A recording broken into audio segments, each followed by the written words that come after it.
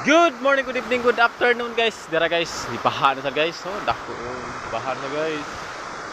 Baha guys, baha. Guys. Gamay pa kayo ng baha guys. So, mo ni sitwasyon diri guys. So, karon ri ko vlog balik guys kay na restrict ko guys. Sa kabuwang suspenso guys. So, mo ni guys ang sitwasyon sa among lugar guys. Mo ni balay sa Higagaw guys. O gilukot-lukot na sa Bagyong Tino guys. Mo ni guys. Mo na balaya guys. Muna permirong balay diri dapit sa tulay guys. Ang dapit sa sapa guys, naano guys. Wa na ano guys, pero gilukot-lukot pa guys. Na pwede balikal po guys. Totally damage siya guys. Wala guba rin guys. Okay yang baboy guys, guba sa ro. Natunahan guys sa paskitan guys. So dito guys, wa na guys.